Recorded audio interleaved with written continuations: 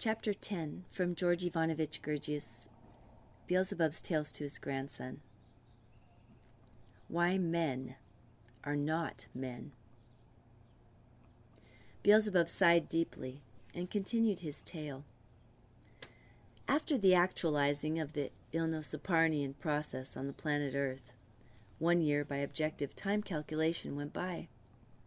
During this period there were gradually established the corresponding processes of the involution and evolution of everything arising on this planet. And of course there gradually began to be crystallized in the three-brained beings there the corresponding data for the acquisition of objective reason. In short, on that planet also, everything was proceeding in the usual normal order. And so, my boy, if the Most High Commission, under the supreme direction of the Archangel Sekaki, had not gone back again in a year's time, perhaps all the subsequent misunderstandings connected with the three-brained beings arising on that ill-fated planet would not have occurred. This second descent of the Most High Commission to the earth took place because, in spite of the measures they had taken, most of its sacred members were not fully assured of the impossibility of undesirable surprises in the future, and they now wished to verify on the spot the results of their earlier measures. The Most High Commission decided in any event, if only to reassure themselves, to take certain additional precautions, including one measure, the consequences of which have not only gradually become a stupendous horror for the three-brained beings of that ill-fated planet, but have even become, so to say, a festering sore for the whole of the great universe. You know that by this time what is called mechanical instinct had gradually been engendered in them, as is normal in three-brained beings. The sacred members of the Most High Commission then reasoned that if this mechanical instinct in the biped, three-brained beings of that planet were to develop toward the attainment of objective reason, as usually occurs everywhere among three-brained beings, it might possibly happen that they would prematurely comprehend the reason for their presence on that planet and would then make a good deal of trouble. It might happen that once they understood the reason for their arising, namely, that by their existence they should maintain the detached fragments of their planet, and become convinced of their slavery to circumstances utterly foreign to them, they would refuse to continue this existence of theirs, and on principle, destroy themselves. So, my boy, in view of this, the Most High Commission decided, among other things, to implant provisionally in the common presence of the three-brained beings there a special organ with properties that, first, would make them perceive reality upside down, and second, would cause every repeated impression from the outside to crystallize in them data that engender factors for evoking sensations of pleasure and enjoyment. Then, with the help of the universal art chemist physicist, the angel Luisos, a member of this Most High Commission, they made a something grow in the three-brained beings there, in a special way at the base of their spinal column, at the root of their tail.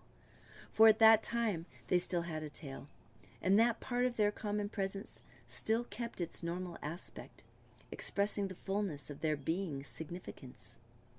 A something that fostered the arising in them of the properties I just mentioned. And this something they then for the first time called the organ Kundabuffer. Having made this organ grow in the presence of the three-brained beings, and having made sure that it would work, the Most High Commission of Sacred Individuals, headed by the Archangel Sekaki, returned to the center, reassured and with clear conscience, while on the planet Earth, which has taken your fancy, the action of this ingenious and astonishing invention began to flourish from the very first day, as the wise Mullah Nasser ad-Din would say, like the trumpets of Jericho.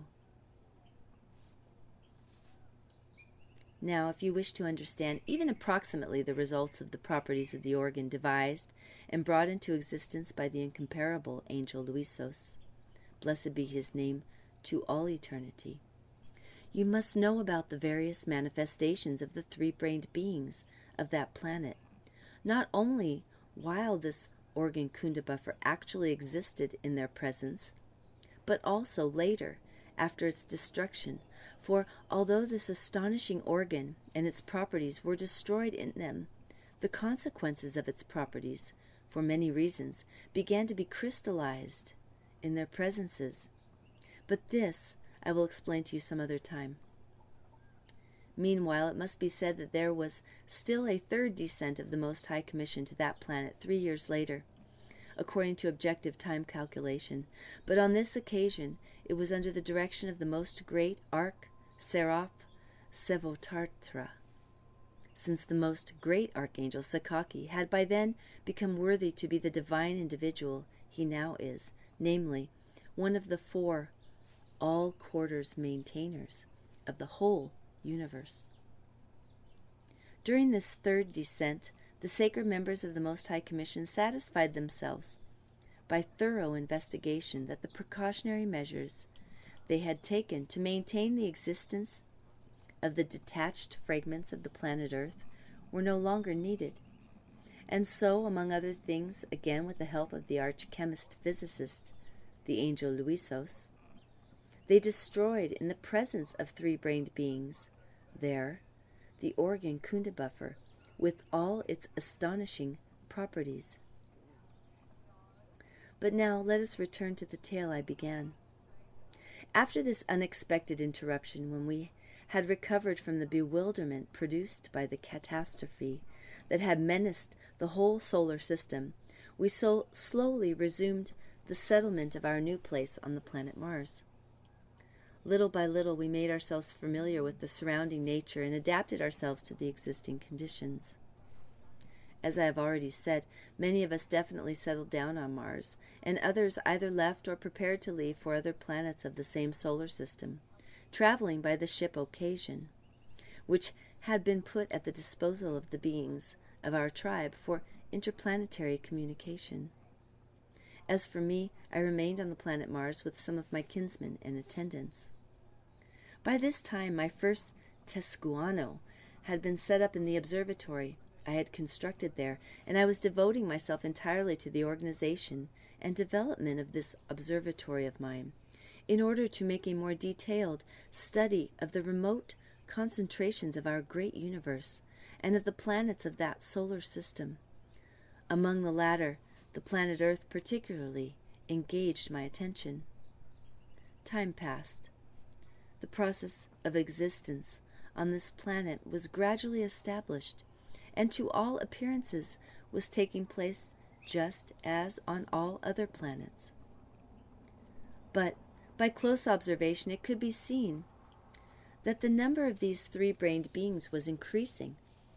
Furthermore, sometimes very strange manifestations of theirs could be observed. They did something from time to time that was never done by three-brained beings on other planets. That is, they would suddenly, without rhyme or reason, begin destroying one another's existence. Sometimes this destruction of one another's existence was not limited to one region, but took place in several regions at once, and would last not only for one Dianosk, but for many, and even for whole Ornakris. It was also noticeable at times that, owing to this horrible process of theirs, their numbers rapidly diminished, but at other periods, when there was a lull, their numbers noticeably increased.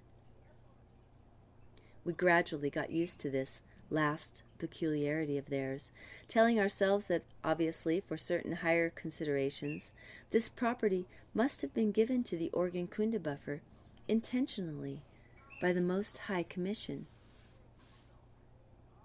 Because, seeing the fecundity of these biped beings, we assumed that large numbers of them would be needed to maintain the common cosmic harmonious movement. Had it not been for this strange peculiarity of theirs, it would never have entered anybody's head that there was something fishy about that planet. During the period I am speaking of, I visited most of the planets of that solar system, those already populated and those still unpopulated. Personally, I liked best of all the three-centered beings dwelling on the planet Saturn. Their outer form is quite unlike ours, resembling that of the bird being, Raven. It is interesting to remark, by the way, that for some reason or other, these Raven beings are found not only on almost all the planets of this solar system, but on most of the planets of our great universe, where beings of various brain systems arise and are coated with planetary bodies of different forms. The verbal intercourse of these Raven beings of the planet Saturn is somewhat like our own, but their way of speaking is the most beautiful I have ever heard.